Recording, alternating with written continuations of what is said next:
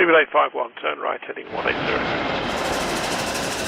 14 Papa, turn right 245, report localizer established 27. Over the past 24 hours, thanks to conference calls and earnings reports, lots of information has appeared surrounding Boeing and their future aircraft, their future in general, the 737 MAX, and of course, earnings/losses. Over the coming days, I'll be taking a look at some of the key discussion points. However, today's video surrounds their earnings/losses, which are quite startling when in relation to their extensive MAX grounding. The 737 MAX has now been grounded almost a year. Since its grounding, we've seen a complete and utter board shake-up at Boeing, with controversially the CEO Dennis stepping down in his position in recent months.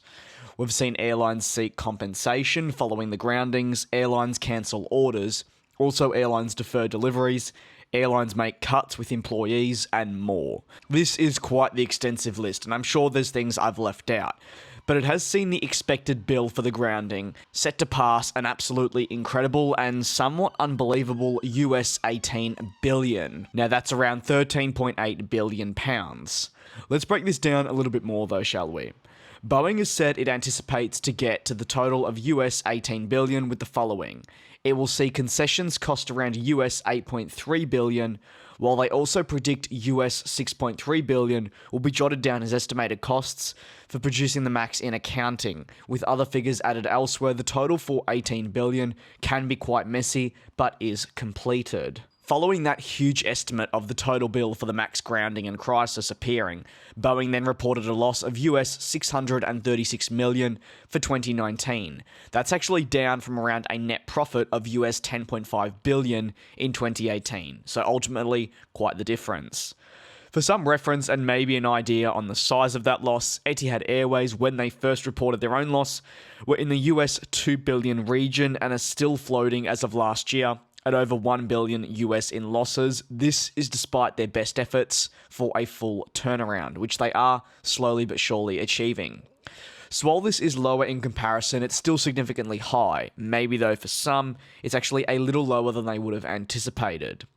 On top of the US 636 million losses, overall revenue was also lower for the final 3 months of the calendar year, with Boeing securing US 17.9 billion, but that's almost US 4 billion lower than what many analysts had previously expected, which even still was lower than what was expected in the years prior, and also rather achieved.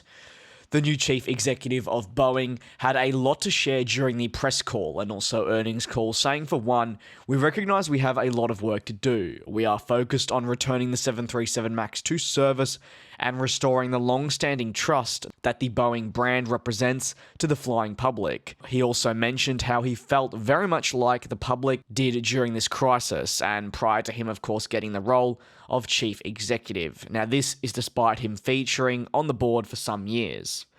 Boeing has come out and said that they do not expect the MAX to return to the skies until the summer of 2020. Now, I haven't covered this in its own video, as this is relatively old news if we're talking weeks, but this is purely because Boeing has previously given estimates, and these have simply been wildly inaccurate. In saying that, it's just important to mention in this video regarding their losses that their plan at the time of recording is to get the jet flying by the summer. In addition, rebranding the MAX, which has been a hot topic, is not something at this stage, at the time of recording, which is pretty much February of 2020, they plan on doing. The CEO said that he's specifically not going to market it this way, this being in reference to the continued problems and controversy surrounding the jet. It could be apparent that changing the name of the MAX, or rather dropping the MAX name, would be running away from the problems already surrounding the type. This is ultimately something Boeing does not want to do. What do you make of Boeing reporting these losses though? Down in the comments section below. Stay tuned for hopefully tomorrow another video on comments surrounding the future of the Boeing company, and we'll also be taking a look at where they'll be moving in the future when it comes to aircraft. Until then, I'll see you all next time.